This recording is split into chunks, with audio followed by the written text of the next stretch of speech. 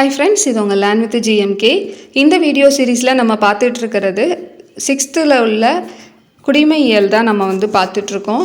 இந்த குடிமையியலில் நம்ம 2வது லெசன் தான் இன்றைக்கி வீடியோவில் பார்க்க போகிறோம். ஆல்ரெடி ஒரு 2 வீடியோ போட்டிருப்போம். ஃபஸ்ட் வீடியோவில் ஃபஸ்ட் லெசனில் உள்ள இம்பார்ட்டன்ட் பாயிண்ட்ஸ் பார்த்துருப்போம். செகண்ட் வீடியோவில் ஃபஸ்ட் லெசனோட புக் பேக் கொஸ்டின்ஸ் டிஸ்கஸ் பண்ணியிருப்போம். ஸோ இது 3வது வீடியோ 6th ஸ்டாண்டர்டில் டேம் 1ல் இருக்கக்கூடிய அலகு 2 சமத்துவம் பெறுதல் அப்படிங்கிற பாடத்தை தான் நம்ம பார்க்க போகிறோம். இதில் நம்மளுக்கு கொஞ்சம் அதிகமாகவே பாயிண்ட்ஸ் இருக்குது. ஸோ அதனால் நம்ம 2-3 வீடியோவில் நம்ம கவர் பண்ணுற மாதிரி இருக்கும். இன்றைக்கி நம்ம சமத்துவம் பெறுதலில் பார்க்க போகிறது பார்ட் 1 வீடியோ. ஓகேவா? ஸோ இப்போ வீடியோக்குள்ளே போகலாம். முன்முடிவு அப்படின்னா பாரபட்சம் அப்படின்னு சொல்கிறாங்க. ஸோ முன்முடிவு அப்படிங்கிறது மற்றவர்களை பற்றிய எதிர்மறையான அல்லது தாழ்வான முறையில் கருதுவதாகும். அதாவது இப்போ நம்ம ஒருத்தங்க பாரபட்சம் பார்க்குறது அதை தான் முன்முடிவுன்னு சொல்கிறாங்க. ஓகேவா? சிம்பிளாக என்னென்னா பாரபட்சம் அப்படின்னா அதை தான் நம்ம முன்முடிவு அப்படின்னு சொல்கிறோம். ஒருத்தங்க நல்லாவே பண்ணக்கூடிய கெப்பாசிட்டி அவங்கக்கிட்ட இருந்தாலும் நாமளாவே அவங்கள அவனால் பண்ண முடியாது அப்படின்னு சொல்லிட்டு நம்ம ஒரு அசியூம் பண்ணுறோம் இல்லையா? ஸோ அதை தான் நம்ம இந்த முன்முடிவு அப்படின்னு சொல்கிறாங்க. தவறான முன்முடிவு நம்ம எடுக்கிறது இந்த மாதிரி சொல்கிறாங்க. ஸோ ஒரு விஷயத்தை நம்ம தெரியாமையே நம்ம அவங்க அப்படி தான் அப்படிங்கிற மாதிரி நம்ம எடுத்துக்கிறது. ஸோ அதுதான் முன்முடிவுன்னு சொல்கிறோம். முன்முடிவு அப்படிங்கிறது மக்களுடைய மத நம்பிக்கைகள் இருக்கலாம், இல்லைனா அவங்க வாழக்கூடிய அந்த பகுதிகளை வச்சு இருக்கலாம், இல்லை அவங்களுடைய நிறத்தை வச்சு இருக்கலாம், அவங்க என்ன மொழி பேசுகிறாங்க அப்படிங்கிறத பொறுத்து இருக்கலாம், இல்லை அவங்க அணியக்கூடிய உடைகளை வச்சு இருக்கலாம். இந்த மாதிரி எதனாலும் வச்சு அவங்கள எந்த ஒரு இதனாலும் அடிப்படையாக வச்சு நம்ம முன்முடிவு அப்படிங்கிறத நம்ம எடுக்கலாம் அப்படின்னு சொல்கிறாங்க. இந்த பாரபட்சம் அப்படிங்கிறது பாலின ரீதியாகவும் இருக்கலாம், இல்லை இன ரீதியாகவும் இருக்கலாம், இல்லை வர்க்க ரீதியாகவும் இருக்கலாம், இல்லை மாற்றுத்திறனாளிகள் அப்படிங்கிற அந்த இதில் வச்சும் என்னென்னா இருக்கலாம். ஸோ அந்த மாதிரி நிறைய விஷயத்தில் இந்த பாரபட்சம் இந்த முன்முடிவு அப்படிங்கிறது இருக்குது அப்படிங்கிறாங்க.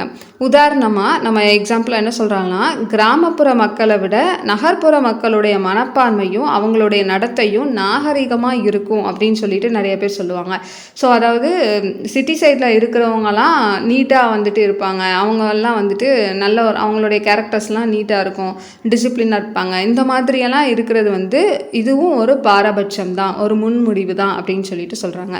பாரபட்சம் உருவாகுவதற்கு உள்ள சமூக காரணிகள் அப்படின்னா என்னென்ன அப்படின்னா, சமூகமயமாக்கல், நிர்ணயிக்கப்பட்ட நடத்தை, பொருளாதார பயன்கள், சர்வாதிகார ஆளுமை, இன மைய கொள்கை, கட்டுப்பாடான குழு அமைப்பு, முரண்பாடுகள், இதெல்லாம் பாரபட்சம் உருவாகுவதற்கான ஒரு சொசைட்டியில் இருந்து ஏற்படக்கூடிய ஒரு ஃபேக்டர்ஸ் அப்படின்னு நம்ம சொல்லலாம்.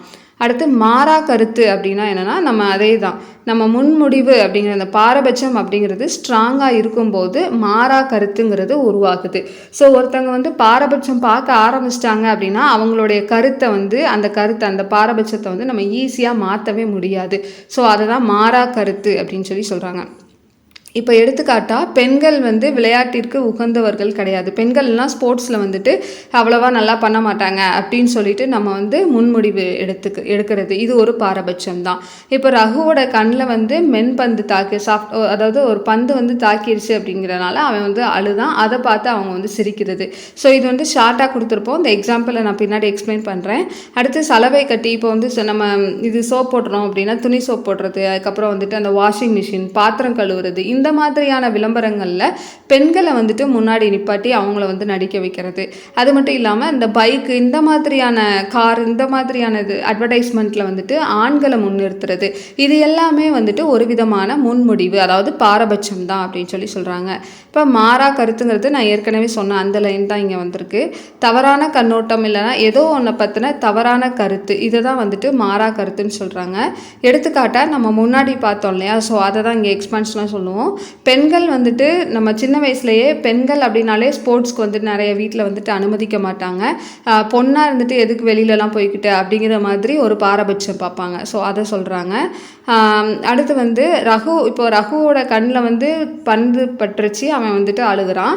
நார்மலாக என்னென்னா பெண்கள் தான் அழுவாங்க, பசங்க அழமாட்டாங்க அப்படிங்கிற ஒரு கான்செப்டை இங்கே கொண்டு வந்திருக்காங்க.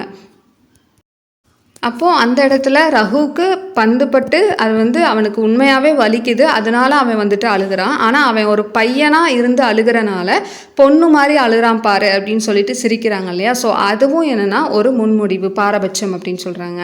அடுத்து வந்து ஸோ அதுதான் அங்கே கீழே கொடுத்துருக்கிறது. அது ஒரு ஸ்டோரி மாதிரி படிச்சுட்டா போதும், இதை வந்து இம்பார்ட்டண்ட் இல்லை, நம்ம ஜஸ்ட்டு தெரிஞ்சு வச்சுக்கிறது தான்.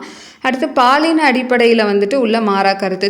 திரைப்படங்கள், விளம்பரங்கள், தொலைக்காட்சி தொடர்கள், இதில் எல்லாத்துலேயுமே என்னென்னா நம்ம வீட்டு வேலை பார்க்கக்கூடிய மாதிரியான இந்த என்னென்னா சோப்பு, வாஷிங் மிஷின், பாத்திரம் கழுவுறது, இதில் வந்துட்டு பெண்களை முன்னிறுத்துறது, பைக் இந்த மாதிரியான விளம்பரத்தில் வந்துட்டு ஆண்களை முன்னிறுத்துறது, இது எல்லாத்தையும் சொல்கிறாங்க.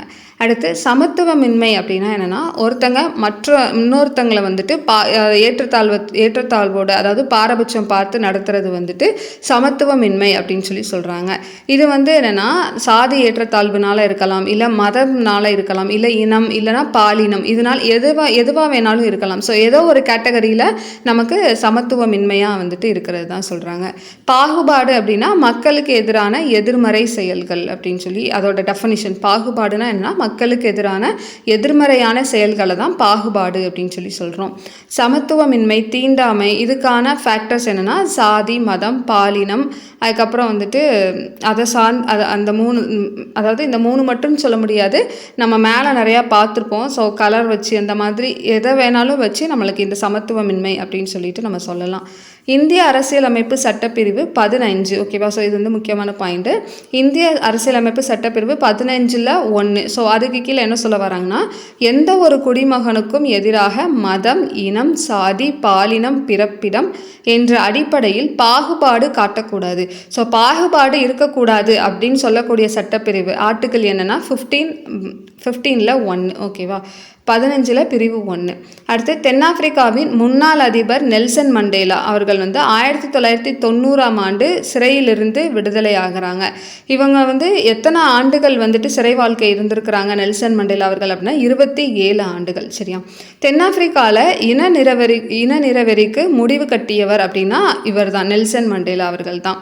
தென்னாப்பிரிக்காவில் உலகளவில் அமைதி வந்துட்டு இருக்கணும், மனித உரிமைகளுக்கான போராட்டத்தில், ஸோ உலகளவில் அமைதி இருக்கணும் அப்படிங்கிறதுக்காக மனித உரிமைகளுக்கான போராட்டத்தில் முன்னோடியாகவும் திகழ்ந்தவர் யார் அப்படின்னா நெல்சன் மண்டேலா அவர்கள் தான். இந்தியாவில் சமத்துவமின்மை, பாகுபாட்டிற்கான முக்கிய காரணம் அப்படின்னா அது வந்துட்டு சாதி முறை தான். வேதகால ஆரிய சமுதாயத்தில் இருந்த வர்ண அமைப்பிலிருந்து உருவானது தான் இந்த சாதி படிநிலை முறை அப்படின்னு சொல்கிறாங்க. சரியா. ஸோ வேத காலத்தில் ஆரிய சமுதாயத்தில் இருந்து வந்த உருவானது தான் இந்த சாதி முறை அப்படின்னு சொல்கிறாங்க. ஸோ இன்னும் நிறைய பாயிண்ட்ஸ் இருக்குது, நம்ம அடுத்தடுத்த வீடியோஸில் வந்து பார்க்கலாம். இது பார்ட் 1 வீடியோ.